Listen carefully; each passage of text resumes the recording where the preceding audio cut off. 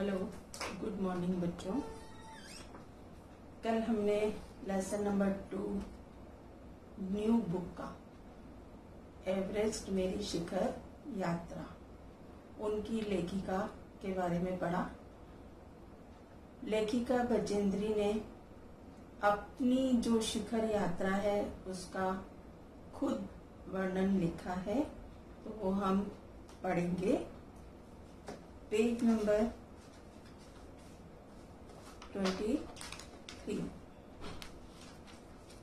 Everest अभियान दल 7 मार्च को दिल्ली से काठमांडू के लिए हवाई जहाज से चल दिया। एवरेस्ट अभियान दल मतलब जो आगे बढ़ने वाला समूह। एक मजबूत अग्रिम दल बहुत पहले ही चला गया था। अग्रिम दल मतलब पहले पहुंचने वाला समूह। अग्रिम दल यानी पहले पहुंचने वाला, और अभियान दल आगे बढ़ने वाला समूह, जिसमें कि वह हमारे बेस कैंप पहुंचने से पहले दुर्गम हिमपात के रास्ते को साफ कर सके। बेस कैंप यानी जहां पर जो चढ़ाई हम चढ़ते हैं, तो उनकी अगर वहां कुछ कठिनाई आ रही है तो उस कैंप को क्या कर देते हैं वो लोग, साफ करने के लिए अग्रिम दल पहले ही पहुंच जाता है। तो जिससे कि वह हमारे बेस कैंप पहुंचने से पहले दुर्गम हिमपात के रास्ते को क्या कर दे, साफ कर सके। नमचे बाजार शेरपा लैंड का एक सर्वाधिक महत्वपूर्ण नगरीय क्षेत्र है। ये नमचे बाजार ही था जहां से मैंने सर्वप्रथम एवरेस्ट को निहारा। यानी लेखिका ने नमचे बाजार से ही सबसे पहले एवरेस्ट को निहारा था, एवरेस्ट को देखा था, जो नेपालियों में सागर माथा के नाम से प्रसिद्ध है। सागर माथा के नाम से प्रसिद्ध है। मुझे ये नाम अच्छा लगा। मुझे मतलब लेखिका को ये नाम बहुत अच्छा लगा। एवरेस्ट की तरफ गौर से देखते हुए मैंने एक भारी बर्फ का बड़ा फूल अर्थात प्ल्यूम देखा, जो पर्वत शिखर पर लहराता हुआ एक ध्वज सा लग रहा था। यानी एक बर्फ का भारी भरकम फूल यानी एक हिस्सा देखा जो कि एक ध्वज के समान यानी झंडे के समान लग रहा था। मुझे बताया गया कि ये दृश्य शिखर की ऊपरी सतह के आसपास 150 किलोमीटर अथवा इससे भी अधिक की गति से हवा चलने के कारण बनता था।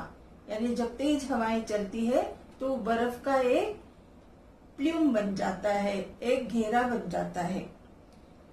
क्योंकि तेज हवाओं से सूखा बर्फ पर्वत पर उड़ता रहता था, बर्फ का ये ध्वज, ये झंडा 10 किलोमीटर या इससे भी लंबा हो सकता था। शिखर पर जाने वाले प्रत्येक व्यक्ति को दक्षिण पूर्वी पहाड़ी पर इन तूफानों को झेलना पड़ता था, विशेषकर खराब मौसम में। ये मुझे डराने के लिए काफी था। फिर भी मैं एवरेस्ट के प्रति विचित्र रूप से आकर्षित थी। यानी एवरेस्ट के प्रति वे विचित्र मतलब उनके अंदर एक उत्साह था कि मुझे वहां पर पहुंचना है, और इसकी कठिनतम चुनौतियों का सामना करना चाहती थी। वो ये सोचती थी कि चाहे जितनी भी इस यात्रा में मेरी कठिन परिस्थिति आए, लेकिन मैं एवरेस्ट पर जाना चाहती हूँ। जब उनका दल 26 मार्च को पेरिस पहुंचे, तो हमें हिम संकलन के कारण हुई एक शेरपा कुली की मृत्यु का दुखद समाचार मिला।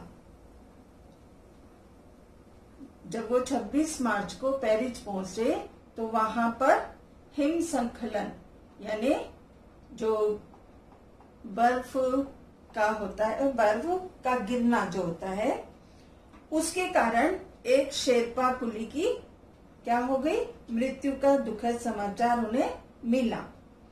खुम्बू हिमपात पर जाने वाले अभियान दल के रास्ते के बाईं तरफ सीधी पहाड़ी के धंसने से लहोसे की ओर से एक बहुत बड़ी बर्फ की चट्टान नीचे खिसक आई थी। 16 शेरपा कुलियों के दल में से एक की मृत्यु हो गई और 4 घायल हो गए थे। इस समाचार के कारण अभियान दल के सदस्यों के चेहरों पर छाए अवसाद को देखकर हमारे नेता कर्नल खुल्लर ने स्पष्ट किया कि एवरेस्ट जैसे महान अभियान में खतरों को और कभी कभी तो मृत्यु भी आदमी को सहज भाव से स्वीकार करनी चाहिए। अवसाद मीन्स है निराशा, कि सबके जब शेरपा कुली की मृत्यु हो गई, ये सुनकर सबके चेहरे क्या हो गए, निराशा में भर गए। तब निराशा भरे हुए चेहरों को देखकर कर्नल खुल्लर ने ये स्पष्ट किया कि एवरेस्ट जैसे महान अभियान में खतरों को और कभी कभी तो मृत्यु भी आदमी को क्या करनी पड़ती है, सहज भाव से स्वीकार करनी चाहिए।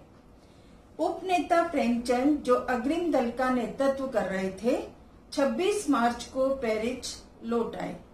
उन्होंने हमारी पहली बड़ी बाधा खुम्बू हिमपात की स्थिति से हमें उन्होंने अवगत कराया। उन्होंने कहा कि उनके दल ने कैंप 1 जो कि 6000 मीटर जो हिमपात के ठीक ऊपर है, वहां तक का रास्ता उन्होंने साफ कर दिया है। उन्होंने ये भी बताया कि पुल बनाकर, रस्सियां बांधकर तथा झंडियों से रास्ता चिन्हित कर सभी बड़ी कठिनाइयों का जायजा ले लिया गया है। उन्होंने इस पर भी ध्यान दिलाया कि ग्लेशियर बर्फ की नदी है और बर्फ का गिरना अभी जारी है। हिमपात में अनियमित और अनिश्चित बदलाव के कारण अभी तक के किए गए सभी काम व्यर्थ हो सकते हैं और हमें रास्ता खोलने का काम दोबारा करना पड़ सकता है। बेस कैंप में पहुंचने से पहले हमें एक और मृत्यु की खबर मिली। जलवायु अनुकूल न होने के कारण एक रसोई सहायक की मृत्यु हो गई थी। निश्चित रूप से हम आशाजनक स्थिति में नहीं चल रहे थे, यानी उनकी स्थिति कैसी हो गई थी, निराशा पूर्ण। एवरेस्ट शिखर को मैंने पहले 2 बार देखा था, लेकिन एक दूरी से। बेस कैंप पहुंचने पर दूसरे दिन मैंने एवरेस्ट पर्वत तथा इसकी अन्य श्रेणियों को देखा।